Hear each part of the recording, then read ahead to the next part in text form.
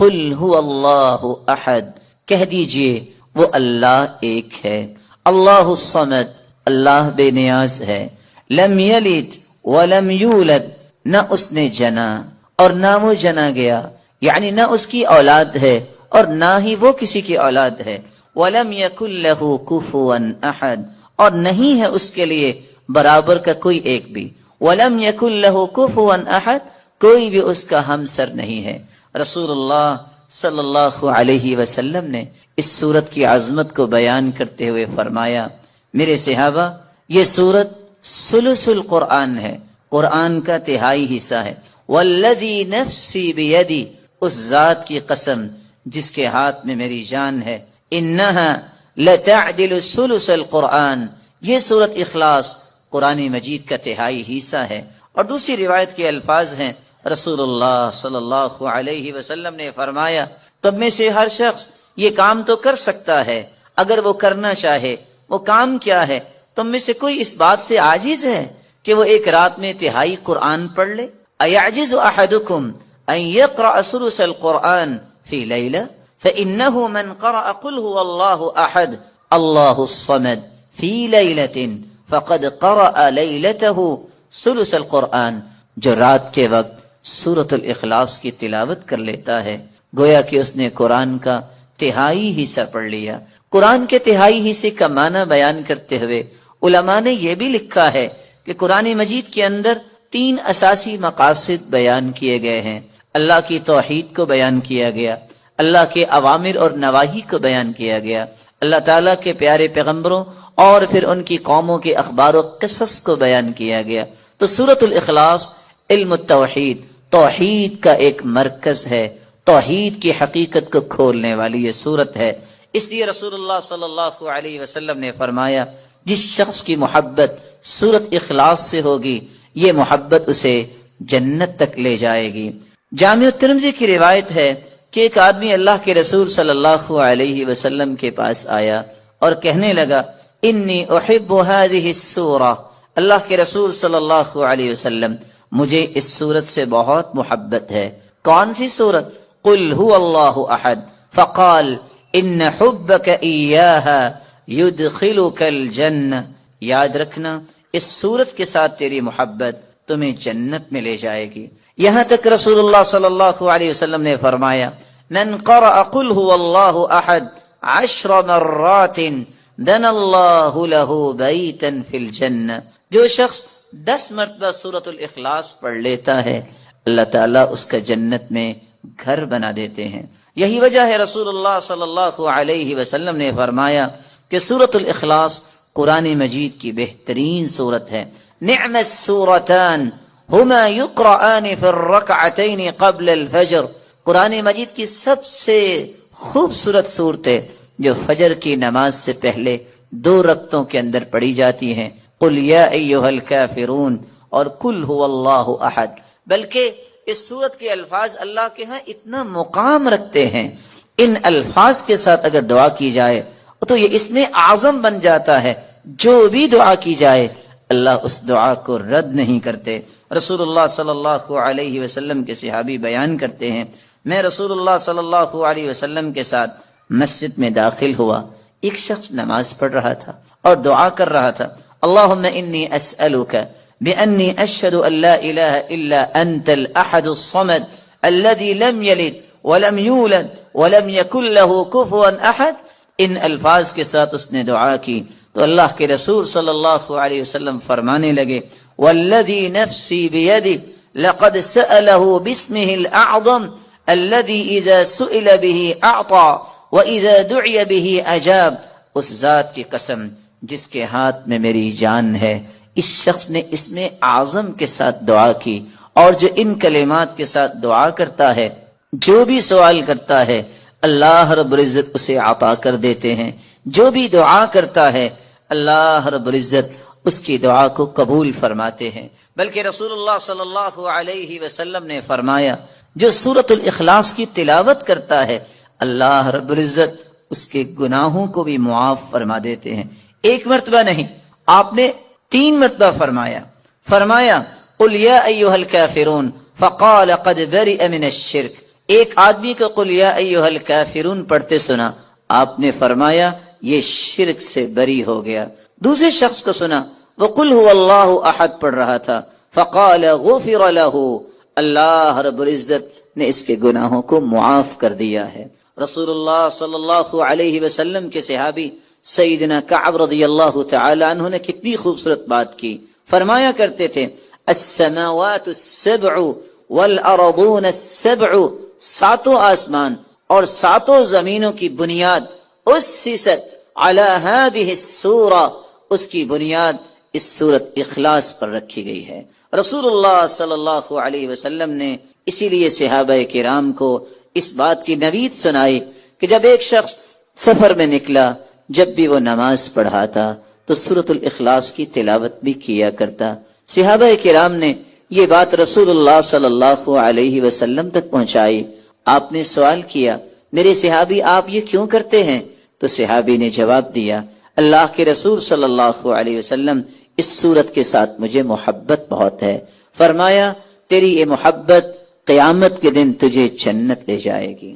جب تک اللہ ذوالجلال کے عذاب کے متعلق انسان نہیں پڑھتا کہ اللہ ذوالجلال کے عذاب کیسے ہیں، گناہوں کی نحوستیں کیا ہے، گناہوں کے بعد کیا کیا پھر انسان کو دنیا اور آخرت برداشت کرنا پڑے گا، اس وقت تک اللہ کا خوف نہیں آتا۔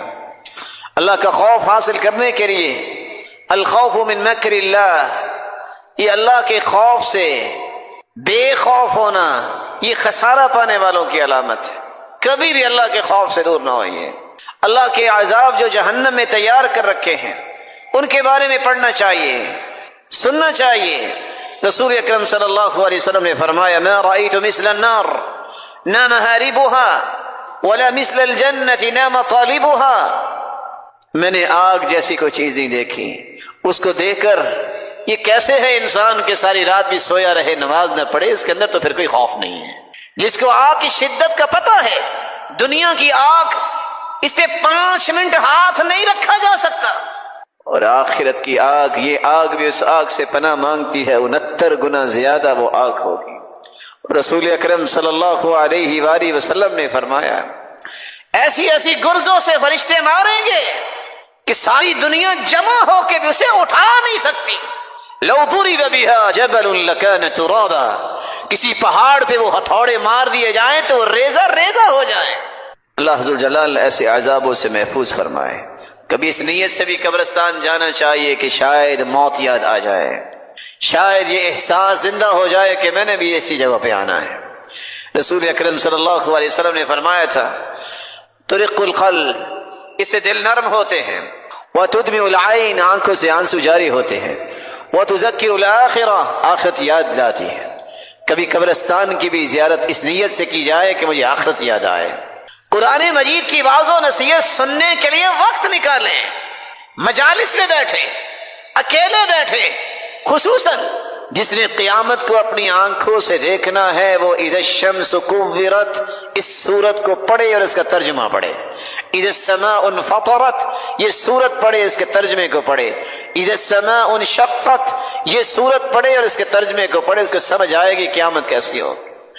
امام ابن الجوزی رحمۃ اللہ علیہ فرمایا کرتے تھے واللہ لو ان مؤمنا عاقلا، اگر کوئی بھی مومن اور عقل مند سورۃ الحدید پڑھ لے، سورۃ الحشر اس کی آخری آیتیں پڑھ لے، آیت الکرسی اور سورۃ الاخلاص پڑھ لے تدبر کے ساتھ، تفکر کے ساتھ، تو اس کا دل پھٹ جائے اللہ کے خوف سے۔ رسول اکرم صلی اللہ علیہ وسلم کی سیرت کا مطالعہ کرنے سے اللہ کا خوف آتا ہے۔ صحابہ کی زندگیاں پڑھے، صالحین کے اندر جو اللہ نے خوف رکھا تھا وہ پڑھے، کیسے وہ لوگ تھے۔ عمر جس کے بارے میں اللہ کے رسول نے فرمایا لو کان بعدی نبی لکان عمر، میرے بعد اگر کوئی نبی ہوتا تو وہ عمر ہوتا، لیکن نبوت کا دروازہ بند ہو گیا۔ اتنا بڑا انسان زمین پہ بیٹھا رو رہا ہے، فاخذت ابنا من الارض، ایک دھاگا اٹھاتا ہے اور رونے لگ جاتا ہے، اور ساتھ یہ کہتا ہے یا لیتنی لم تلدنی امی، کاش میری ماں نے مجھے جنا نہ ہوتا، میں قیامت کو کیسے حساب دوں گا۔ وہ مومنوں کی ماں سیدہ عائشہ رضی اللہ تعالی عنہا جن کے بارے میں اللہ کے رسول نے خوشخبری سنائی تھی، عائشہ تم دنیا میں بھی میری بیوی ہو تو جنت میں بھی بیوی ہو۔ اتنی بڑی خوشخبری سننے کے باوجود سیدہ عائشہ رضی اللہ تعالی عنہا اتنی رویا کرتی کہ ان کا دوپٹہ بھیگ جاتا۔ وہ سیدنا ابو بکر رضی اللہ تعالی عنہ جس جیسی ہستی صحابہ کرام میں اللہ نے پیدا نہیں کی، وہ اتنی بڑی ہستی، وہ کہا کرتے تھے یا لیتنی کنت شجرۃ تعضد ثم تؤکل، اور یہی بات سیدنا ابو ذر رضی اللہ تعالیٰ عنہ کہا کرتے، کاش میں ایک درخت ہوتا، مجھے کاٹ کے جانوروں کے سامنے ڈال دیا جاتا اور وہ کھا لیتے، میرا حساب میں قیامت کے دن ہوتا۔ عطا جیسے لوگ جن کو اللہ نے کمال دیا تھا، رات کو اٹھتے اپنے ہاتھوں کو دیکھتے، کہیں میرے گناہوں کی وجہ سے میرے ہاتھ اور میرا جسم سیاہ تو نہیں ہو گیا، ہاتھ اٹھا دیتے یا اللہ میرے گناہوں کی وجہ سے امت پہ کوئی مصیبت نہ آئے۔ جو لوگ ساری ساری رات رو کر گزارتے، یہ ان کی حالت تھی۔ اسما رضی اللہ تعالی عنہ اور سیدہ عائشہ رضی اللہ تعالی عنہ دونوں کے بارے میں یہ بات منقول ہے۔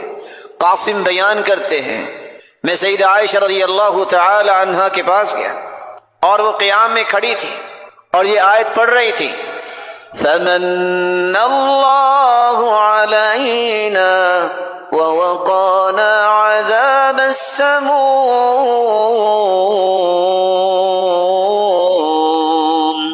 رسول اللہ صلی اللہ علیہ وسلم نے سورۃ الفاتحہ کے بارے میں کتنی خوبصورت باتیں بیان کی۔ سب سے پہلی بات، رسول اللہ صلی اللہ علیہ وسلم نے فرمایا والذی نفسی بیدی، قسم ہے اس ذات کی جس کے ہاتھ میں میری جان ہے، ما انزل فی التوراہ ولا فی الانجیل ولا فی الزبور ولا فی الفرقان مثلها یعنی القرآن، وإنها لسبع من المثانی والقرآن العظیم الذي اعطیته۔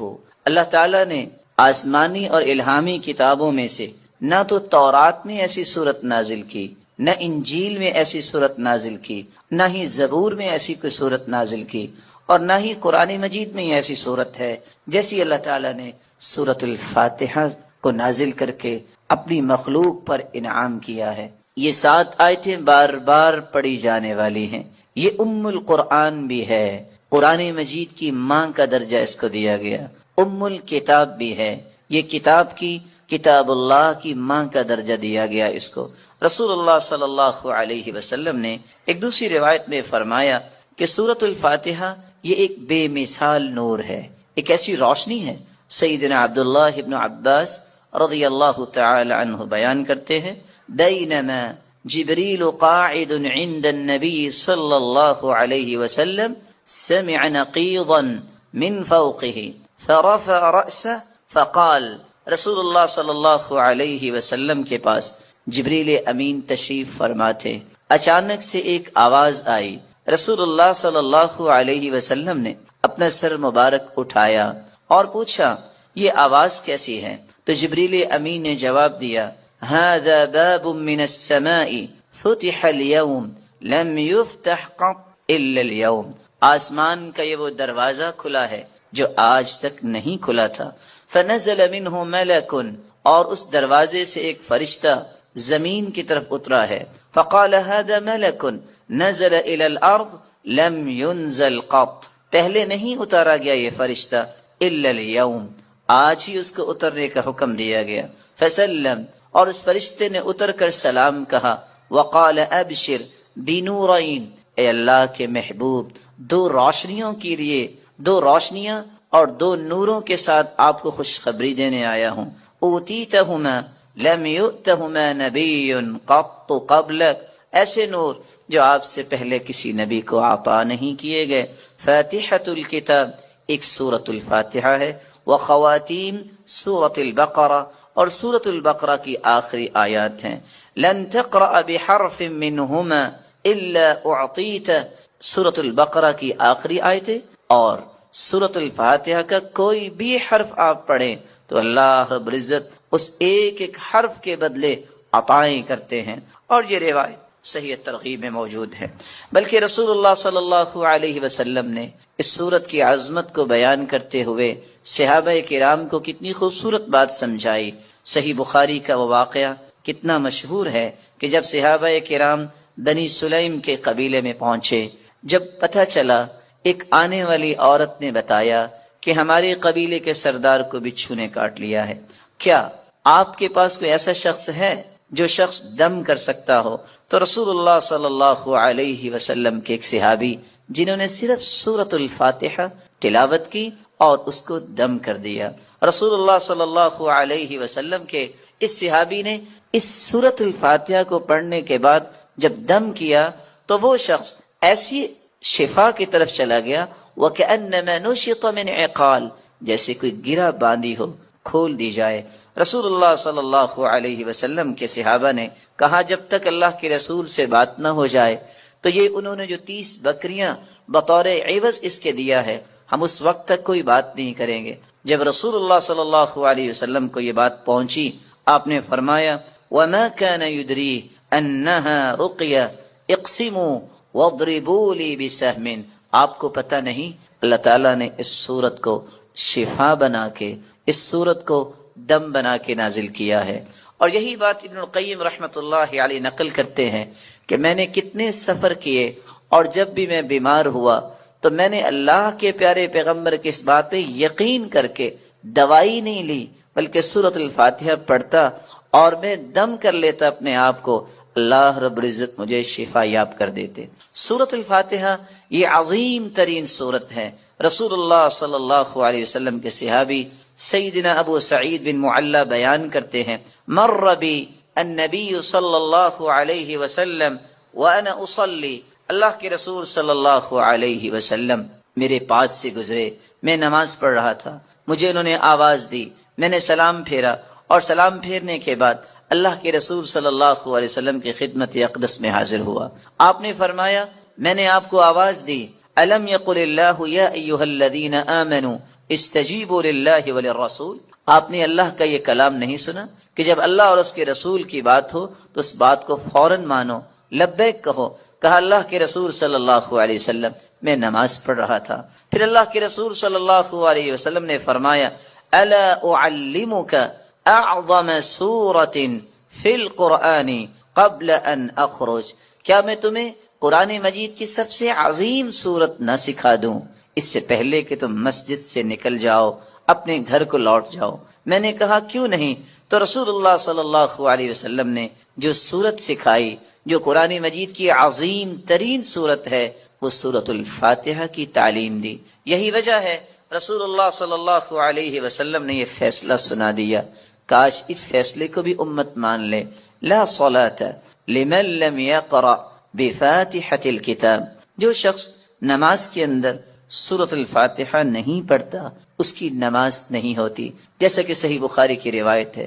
اور صحابی تو بیان کرتے ہیں عبادہ بن صامت رضی اللہ تعالی عنہ کہ فجر کی نماز ہم نے پڑھی اللہ کے رسول صلی اللہ علیہ وسلم کے پیچھے، جب رسول اللہ صلی اللہ علیہ وسلم قرآن کی تلاوت کر رہے تھے، فثقلت علیہ القراءۃ، قرات آپ پہ بوجھل ہوئی، رسول اللہ صلی اللہ علیہ وسلم نے سلام پھیرا اور سوال کیا لعلکم تقرؤون خلف امامکم، کیا تم امام کے پیچھے بھی پڑھتے ہو؟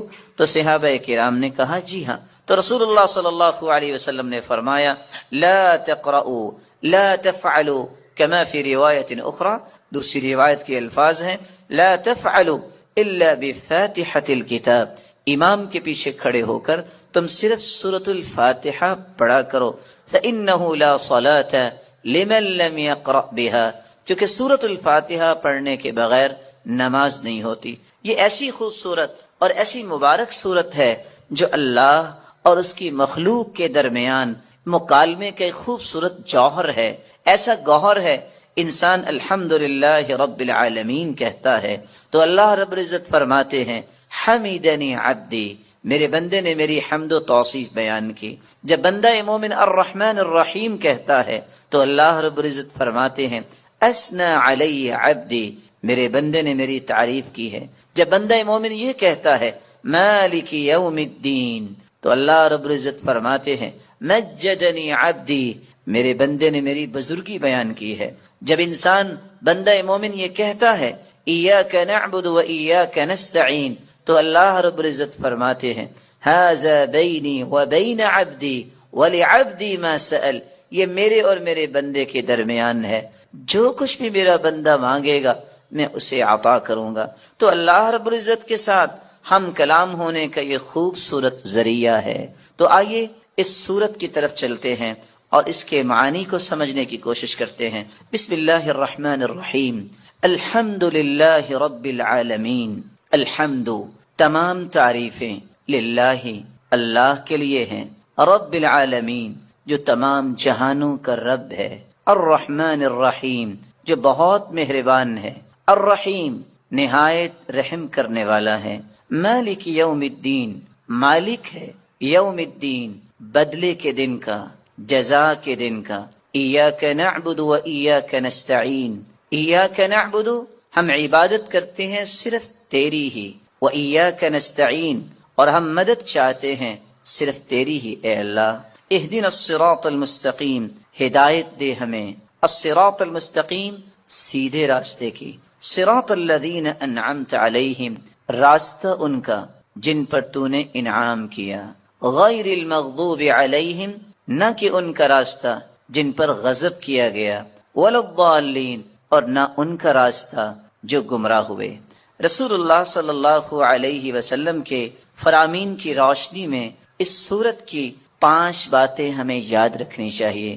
جب رسول اللہ صلی اللہ علیہ وسلم نے فرما دیا کہ سورۃ الفاتحہ کے بغیر نماز نہیں ہوتی، تو بندہ مومن کو یہ یقین کر لینا چاہیے، آپ کو 10 دلائل کوئی پیش کر دے، آپ کو 10 کو دلائل پیش کر دے، جب تک سورۃ الفاتحہ آپ نہیں پڑھ لیتے کبھی بھی اس بات پہ اطمینان نہ کیجیے گا کہ میری نماز مکمل ہوئی ہے یا نہیں۔ مکمل اس وقت ہوگی جب سورۃ الفاتحہ کی تلاوت کی جائے گی۔ رسول اللہ صلی اللہ علیہ وسلم کے فرامین کی روشنی میں دوسرا پیغام میرے اور آپ کے لیے یہ ہے کہ یہ سورت شفا ہے، یہ سورت دم ہے۔ اپنے آپ کو بھی اور اپنی اولاد کو بھی دم کیا کرے، اور اس کے لیے سورۃ الفاتحہ سے بڑھ کر کوئی نسخہ کیمیا، کوئی تریاق نہیں۔ تیسرا پیغام اس سورت کا جو مجھے اور آپ کو سمجھنا ہے کہ اللہ کی تعریف اللہ کو بہت پسند ہے۔ یہی وجہ ہے عبداللہ ابن عباس رضی اللہ تعالی عنہ فرمایا کرتے تھے، الحمدللہ، ہر شکر کرنے والے کی زبان کا یہ وطیرہ ہے۔ الحمدللہ، سب سے پہلے آدم علیہ الصلاۃ والسلام نے جو کلمہ اللہ نے جب انہیں پیدا کیا، روح ڈالی، تو سب سے پہلا کلمہ جو ان کی زبان پہ آیا وہ الحمدللہ تھا۔ اللہ اس دعا کو رد نہیں کرتے۔ رسول اللہ صلی اللہ علیہ وسلم کے صحابی بیان کرتے ہیں، میں رسول اللہ صلی اللہ علیہ وسلم کے ساتھ مسجد میں داخل ہوا، ایک شخص نماز پڑھ رہا تھا اور دعا کر رہا تھا، اللہم انی اسألک بأنی اشہد ان لا الہ الا انت الاحد الصمد الذي لم يلد ولم يولد ولم يكن له كفوا احد۔ ان الفاظ کے ساتھ اس نے دعا کی تو اللہ کے رسول صلی اللہ علیہ وسلم فرمانے لگے، والذی نفسی بیدہ لقد سأله باسمه الاعظم الذي اذا سئل به اعطى واذا دعي به اجاب۔ اس ذات کی قسم جس کے ہاتھ میں میری جان ہے، اس شخص نے اسم اعظم کے ساتھ دعا کی، اور جو ان کلمات کے ساتھ دعا کرتا ہے، جو بھی سوال کرتا ہے، اللہ رب العزت اسے عطا کر دیتے ہیں۔ جو بھی دعا کرتا ہے، اللہ رب العزت اس کی دعا کو قبول فرماتے ہیں۔ بلکہ رسول اللہ صلی اللہ علیہ وسلم نے فرمایا، جو سورۃ الاخلاص کی تلاوت کرتا ہے، اللہ رب العزت اس کے گناہوں کو بھی معاف فرما دیتے ہیں۔ ایک مرتبہ نہیں، آپ نے 3 مرتبہ فرمایا قل یا ایھا الکافرون فقال قد برئ من الشرک۔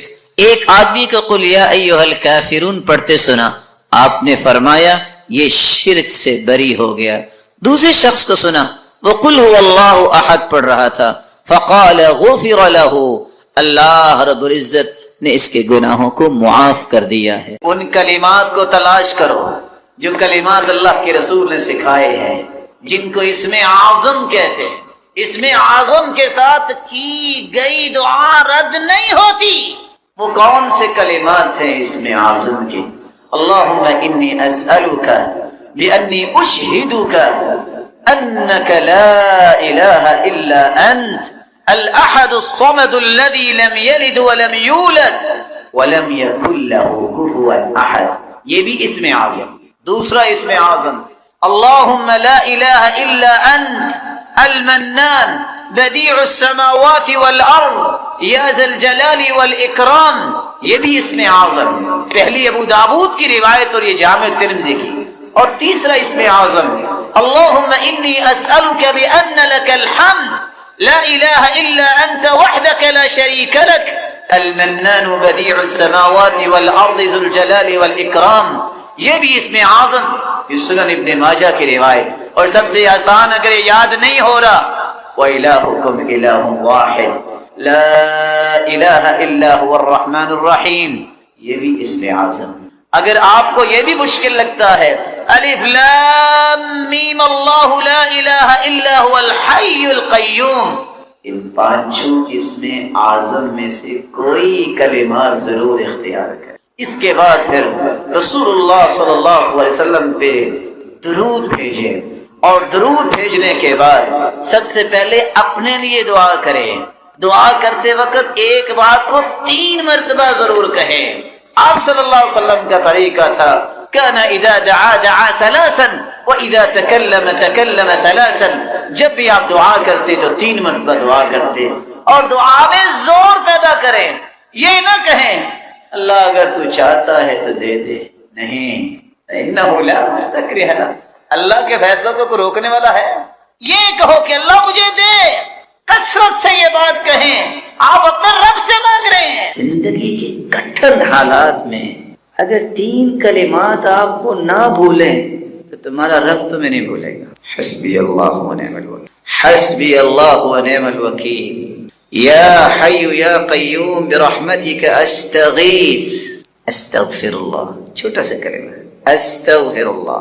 من لازم الاستغفار جعل اللہ له من كل هم فرجا ومن كل ضيق مخرجا ورزقه من حيث لا يحتسب. استغفر اللہ چھوٹا سا کلمہ ہے، جو یہ کہہ دیتا ہے اللہ سختیوں سے نکلنے کا راستہ بنا دیتے ہیں، ہر مشکل کو آسانی میں بدل دیتے ہیں، اور وہاں سے اللہ عطا کرتے ہیں جہاں انسان نے کبھی سوچا نہیں ہوتا.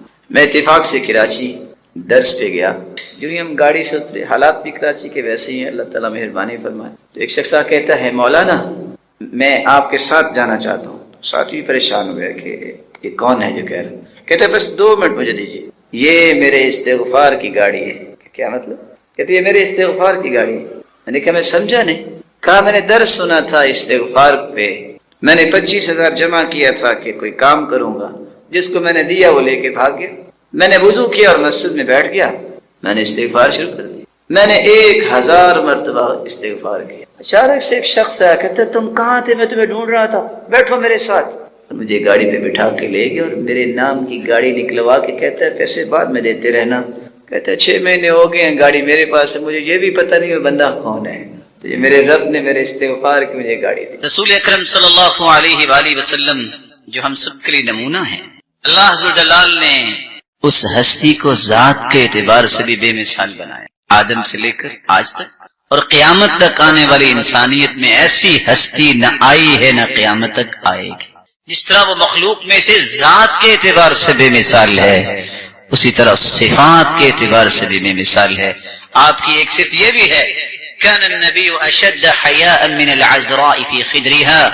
اللہ کے پیارے پیغمبر پردہ نشین کمواری عورتوں سے بھی زیادہ حیا کیا کرتے. وكان اذا راى شيئا يكرهه عرفناه في وجهه. صحابی کہتے ہیں کہ اگر وہ کسی چیز کو ناپسند کرتے تو ہم آپ کے چہرے مبارک سے پہچان لیتے کہ آپ کو پسند نہیں آئے. آپ صلی اللہ علیہ وسلم ایسے کوئی الفاظ نہیں بولا کرتے. اس لیے نہیں بولا کرتے تھے کہ حیا ایک ایسی عظیم نعمت اللہ نے عطا کی تھی، اور جس کو اللہ عطا کر دیتا ہے وہ ہر قسم کی برائیوں سے اپنے آپ کو بچا لیتا ہے. تو وہ تو ذات ہی معصوم تھی، اس سے بڑی ذات تو اللہ نے پیدا ہی نہیں. رسول اکرم صلی اللہ علیہ وسلم نے فرمایا حیات اللہ عز و جلال نے اپنی صفت بھی بیان کی ہے. ان ربکم حیی کریم یستحیی من عبدہ اذا رفع یدیہ الیہ ان یردہما صفرا خائبتین لوگوں جب انسان گناہ کر کے ہاتھ اٹھا لیتا ہے، گناہ اس نے کیے ہیں، اللہ کو حیا آ رہی ہوتی ہے کہ میرا بندہ اب سچی توبہ لے کے آئے گیا ہے تو میں اس کے ہاتھوں کو خالی واپس لوٹا. یہ اللہ کی بھی صفت ہے حیا کرنا. اللہ بھی پردہ پوشی کرتا ہے. من ستر مسلما سترہ اللہ یوم القیامہ، کسی کی ذاتی اگر غلطی ہو اس پہ پردہ پوشی کو کرتا ہے تو قیامت کا دن ہوگا یجعلہ اللہ تحت کنفی، اللہ چھپا کے اس سے پوچھیں گے، کوئی نہیں دیکھ رہا ہوگا، میرے بندے یہ تو نے گناہ کیا؟ نعم یا رب کیا. اظلمک عبدی، میرے فرشتوں نے کوئی غلط تو نہیں لکھا؟ نہیں یا رب. لا یا رب، نہیں میرے مالک. اللہ فرمائیں گے تو نے ایک کام کیا دنیا میں، تیرے اندر حیا تھی، تو نے لوگوں کی ذاتی غلطیوں پہ پردہ ڈالا، چپکے سے جنت چلے جاؤ، کوئی نہیں دیکھ رہا. اللہ تعالیٰ یہ صلاحیت مسلمانوں کو عطا. چھوٹی سی آخری بات کر کے میں بات مکمل کروں گا. میں اور آپ اپنے اندر حیا کیسے پیدا کر سکتے ہیں؟ ایک بڑا مہم سوال ہے کہ حیا کی اتنی عظمت تو ہے لیکن میں پیدا کیسے کر سکتا ہوں؟ اس کا پہلا طریقہ یہ ہے، جتنا ایمان مضبوط ہوگا اتنا حیا مضبوط. حدیث آپ نے سن لی ہے، حیا اور ایمان اکٹھے آئے. حیا چلا جائے تو ایمان بھی چلا جائے. اپنے ایمان کو مضبوط کیجیے، اور ایمان مضبوط ہوتا ہے قرآن و حدیث پڑھنے سے. دوسرا طریقہ جسے آپ اپنے اندر حیا پیدا کر سکتے ہیں، استشعار مراقبۃ اللہ سبحانہ وتعالی، اللہ عز جلال کی مراقبت کا احساس کرنا. میں جہاں بھی چلا جاؤں گا میرا رب تو دیکھ، میں جہاں بھی چلا جاؤں میرا رب تو دیکھ رہا ہے. اللہ عز جلال کی یہ مراقبت کا احساس جب انسان کو ہو جاتا ہے تو پھر انسان اپنے اندر حیا پیدا کرے. قرآن مجید کے اندر اللہ عز جلال نے العلیم 130 مرتبہ اس کلمے کو وارد کیا. العلیم کا مطلب یہ اللہ کی صفت ہے، وہ جانتا ہے. اللہ عز جلال نے 130 مرتبہ اس کا تذکرہ کیا. رسول اللہ صلی اللہ علیہ وسلم نے سورۃ الفاتحہ کے بارے میں کتنی خوبصورت باتیں بیان کی. سب سے پہلی بات، رسول اللہ صلی اللہ علیہ وسلم نے فرمایا والذی نفسی بیدی، قسم ہے اس ذات کی جس کے ہاتھ میں میری جان ہے، ما انزل فی التوراہ ولا فی الانجیل ولا فی الزبور ولا فی الفرقان مثلها، یعنی القرآن، وإنها لسبع من المثانی والقرآن العظیم الذي اعطیته. اللہ تعالیٰ نے آسمانی اور الہامی کتابوں میں سے نہ تو تورات میں ایسی صورت نازل کی، نہ انجیل میں ایسی صورت نازل کی، نہ ہی زبور میں ایسی کوئی صورت نازل کی، اور نہ ہی قرآن مجید میں ایسی صورت ہے جیسی اللہ تعالیٰ نے سورۃ الفاتحہ کو نازل کر کے اپنی مخلوق پر انعام کیا ہے. یہ 7 آیتیں بار بار پڑھی جانے والی ہیں. یہ القرآن بھی ہے، قرآن مجید کی ماں کا درجہ اس کو دیا گیا. الکتاب بھی ہے، یہ کتاب اللہ کی ماں کا درجہ دیا گیا اس کو. رسول اللہ صلی اللہ علیہ وسلم نے ایک دوسری روایت میں فرمایا کہ سورۃ الفاتحہ یہ ایک بے مثال نور ہے، ایک ایسی روشنی ہے. سیدنا عبداللہ ابن عباس رضی اللہ تعالی عنہ بیان کرتے ہیں، بینما جبریل قاعد عند النبی صلی اللہ علیہ وسلم سمع نقیضا من فوقه فرفع رأسه فقال. رسول اللہ صلی اللہ علیہ وسلم کے پاس جبریل امین تشریف فرما تھے. اچانک سے ایک آواز آئی. رسول اللہ صلی اللہ علیہ وسلم نے اپنا سر مبارک اٹھایا اور پوچھا یہ آواز کیسی ہے؟ تو جبریل امین نے جواب دیا، هذا باب من السماء فتح اليوم لم يفتح قط الا اليوم. آسمان کا یہ وہ دروازہ کھلا ہے جو آج تک نہیں کھلا تھا. فنزل منه ملک، اور اس دروازے سے ایک فرشتہ زمین کی طرف اترا ہے. فقال هذا ملک نزل الى الارض لم ينزل قط، پہلے نہیں اتارا گیا یہ فرشتہ الا اليوم، آج ہی اس کو اترنے کا حکم دیا گیا. فسلم، اور اس فرشتے نے اتر کر سلام کہا. وقال ابشر بنورین، اے اللہ کے محبوب 2 روشنیوں کے لیے، 2 روشنیاں اور 2 نوروں کے ساتھ آپ کو خوشخبری دینے آیا ہوں. اوتیتہما لم یؤتہما نبی قط قبلک، ایسے نور جو آپ سے پہلے کسی نبی کو عطا نہیں کیے گئے. فاتحۃ الکتاب، ایک سورۃ الفاتحہ ہے. وخواتیم سورۃ البقرہ، اور سورۃ البقرہ کی آخری آیات ہیں. لن تقرأ بحرف منہما الا اعطیت، سورۃ البقرہ کی آخری آیتیں اور سورۃ الفاتحہ کا کوئی بھی حرف آپ پڑھیں تو اللہ رب العزت اس ایک ایک حرف کے بدلے عطائیں کرتے ہیں. اور یہ روایت صحیح طرف، بلکہ رسول اللہ صلی اللہ علیہ وسلم نے اس سورت کی عظمت کو بیان کرتے ہوئے صحابہ کرام کو کتنی خوبصورت بات سمجھائی. صحیح بخاری کا وہ واقعہ کتنا مشہور ہے کہ جب صحابہ کرام بنی سلیم کے قبیلے میں پہنچے، جب پتہ چلا ایک آنے والی عورت نے بتایا کہ ہمارے قبیلے کے سردار کو بچھو نے کاٹ لیا ہے، کیا آپ کے پاس کوئی ایسا شخص ہے جو شخص دم کر سکتا ہو؟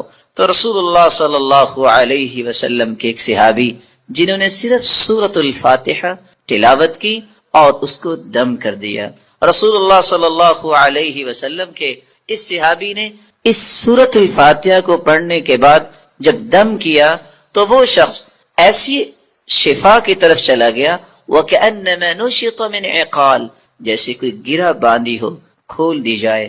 رسول اللہ صلی اللہ علیہ وسلم کے صحابہ نے کہا جب تک اللہ کے رسول سے بات نہ ہو جائے تو یہ انہوں نے جو 30 بکریاں بطور عوض اس کے دیا ہے ہم اس وقت تک کوئی بات نہیں کریں گے.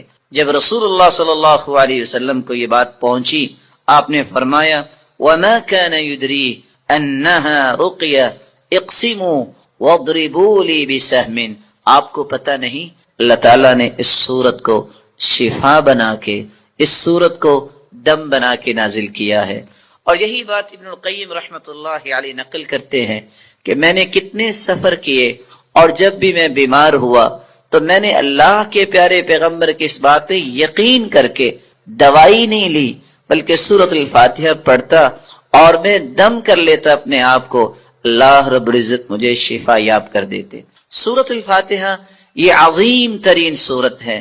رسول اللہ صلی اللہ علیہ وسلم کے صحابی سیدنا ابو سعید بن معلی بیان کرتے ہیں مر بی النبی صلی اللہ علیہ وسلم وانا اصلی، اللہ کے رسول صلی اللہ علیہ وسلم میرے پاس سے گزرے، میں نماز پڑھ رہا تھا، مجھے انہوں نے آواز دی، میں نے سلام پھیرا اور سلام پھیرنے کے بعد اللہ کے رسول صلی اللہ علیہ وسلم کی خدمت اقدس میں حاضر ہوا. آپ نے فرمایا میں نے آپ کو آواز دی الم یقل اللہ یا ایھا الذین آمنوا استجیبوا للہ وللرسول، آپ نے اللہ کا یہ کلام نہیں سنا کہ جب اللہ اور اس کے رسول کی بات ہو تو اس بات کو فوراً مانو، لبیک کہو. کہا اللہ کے رسول صلی اللہ علیہ وسلم میں نماز پڑھ رہا تھا. پھر اللہ کے رسول صلی اللہ علیہ وسلم نے فرمایا الا اعلمک اعظم سورۃ فی القرآن قبل ان اخرج، کیا میں تمہیں قرآن مجید کی سب سے عظیم سورت نہ سکھا دوں اس سے پہلے کہ تم مسجد سے نکل جاؤ، اپنے گھر کو لوٹ جاؤ؟ میں نے کہا کیوں نہیں؟ تو رسول اللہ صلی اللہ علیہ وسلم نے جو سورت سکھائی، جو قرآن مجید کی عظیم ترین سورت ہے، وہ سورۃ الفاتحہ کی تعلیم دی. یہی وجہ ہے رسول اللہ صلی اللہ علیہ وسلم نے یہ فیصلہ سنا دیا، کاش اس فیصلے کو بھی امت مان لے. لا صلاۃ لمن لم یقرأ بفاتحۃ الکتاب، جو شخص نماز کے اندر سورۃ الفاتحہ نہیں پڑھتا اس کی نماز نہیں ہوتی، جیسا کہ صحیح بخاری کی روایت ہے. اور صحابی تو بیان کرتے ہیں عبادہ بن صامت رضی اللہ تعالی عنہ کہ فجر کی نماز ہم نے پڑھی اللہ کے رسول صلی اللہ علیہ وسلم کے پیچھے، جب رسول اللہ صلی اللہ علیہ وسلم قرآن کی تلاوت کر رہے تھے فثقلت علیہ القراءۃ، قرات آپ پہ بوجھل ہوئی. رسول اللہ صلی اللہ علیہ وسلم نے سلام پھیرا اور سوال کیا لعلکم تقرؤون خلف امامکم، کیا تم امام کے پیچھے بھی پڑھتے ہو؟ تو صحابہ کرام نے کہا جی ہاں. تو رسول اللہ صلی اللہ علیہ وسلم نے فرمایا لا تقرؤوا لا تفعلوا كما في روایت اخرى، دوسری روایت کے الفاظ ہیں لا تفعلوا الا بفاتحة الكتاب، امام کے پیچھے کھڑے ہو کر تم صرف سورۃ الفاتحہ پڑھا کرو. فإنه لا صلاة لمن لم يقرأ بها، کیونکہ سورۃ الفاتحہ پڑھنے کے بغیر نماز نہیں ہوتی. یہ ایسی خوبصورت اور ایسی مبارک صورت ہے جو اللہ اور اس کی مخلوق کے درمیان مکالمے کا ایک خوبصورت جوہر ہے.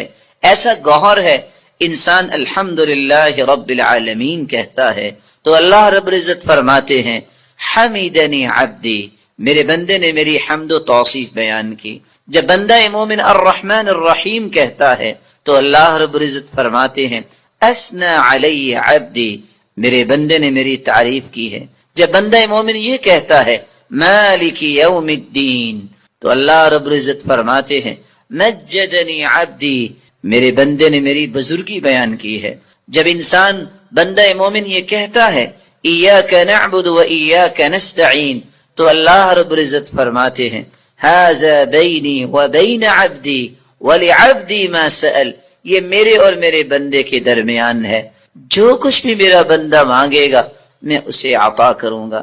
تو اللہ رب العزت کے ساتھ ہم کلام ہونے کا یہ خوبصورت ذریعہ ہے۔ تو آئیے اس سورت کی طرف چلتے ہیں اور اس کے معانی کو سمجھنے کی کوشش کرتے ہیں۔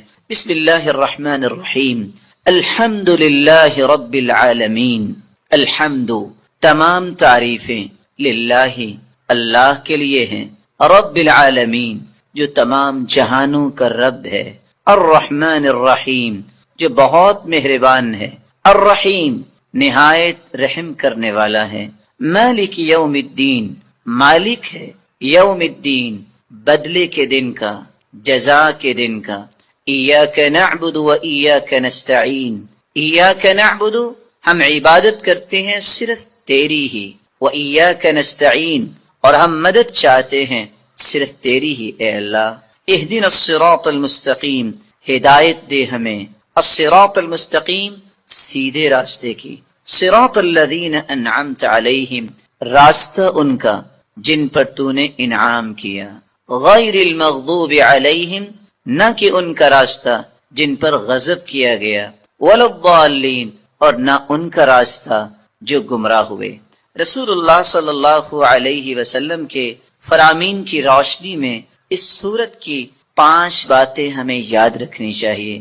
جب رسول اللہ صلی اللہ علیہ وسلم نے فرما دیا کہ سورۃ الفاتحہ کے بغیر نماز نہیں ہوتی تو بندہ مومن کو یہ یقین کر لینا چاہیے، آپ کو 10 دلائل کوئی پیش کر دے، آپ کو 10 کو دلائل پیش کر دے، جب تک سورۃ الفاتحہ آپ نہیں پڑھ لیتے کبھی بھی اس بات پہ اطمینان نہ کیجئے گا کہ میری نماز مکمل ہوئی ہے یا نہیں۔ مکمل اس وقت ہوگی جب سورۃ الفاتحہ کی تلاوت کی جائے گی۔ رسول اللہ صلی اللہ علیہ وسلم کے فرامین کی روشنی میں دوسرا پیغام میرے اور آپ کے لیے یہ ہے کہ یہ سورت شفا ہے، یہ سورت دم ہے، اپنے آپ کو بھی اور اپنی اولاد کو بھی دم کیا کرے، اور اس کے لیے سورۃ الفاتحہ سے بڑھ کر کوئی نسخہ کیمیا، کوئی تریاق نہیں۔ تیسرا پیغام اس سورت کا جو مجھے اور آپ کو سمجھنا ہے کہ اللہ کی تعریف اللہ کو بہت پسند ہے۔ یہی وجہ ہے عبداللہ ابن عباس رضی اللہ تعالی عنہ فرمایا کرتے تھے الحمدللہ ہر شکر کرنے والے کی زبان کا یہ وطیرہ ہے۔ الحمدللہ سب سے پہلے آدم علیہ السلام نے جو کلمہ اللہ نے جب انہیں پیدا کیا، روح ڈالی، تو سب سے پہلا کلمہ جو ان کی زبان پہ آیا وہ الحمدللہ تھا۔ نوح علیہ السلام نے بھی کہا فَقُلِ الْحَمْدُ لِلَّهِ الَّذِي نَجَّانَا مِنَ الْقَوْمِ الظَّالِمِينَ، اور ابراہیم علیہ السلام نے بھی یہی کہا الحمدللہ الذی وہب لی علی الکبر اسماعیل و اسحاق، اور داود اور سلیمان علیہم السلام کے قصے میں بھی یہی بات ملتی ہے وقال الحمدللہ الذی فضلنا علی کثیر من عباده المؤمنین، اور اللہ رب العزت نے اپنے پیغمبر سے بھی مخاطب ہو کر فرمایا وقل الحمدللہ الذی لم يتخذ ولدا، اور اللہ رب العزت نے قرآن مجید میں اس بات کا تذکرہ کیا کہ جنتیوں کی زبان پہ بھی اگر کوئی بات ہوگی تو وہ یہی ہوگی الحمدللہ الذی اذهب عنا الحزن، اور وآخر دعواہم ان الحمدللہ رب العالمین،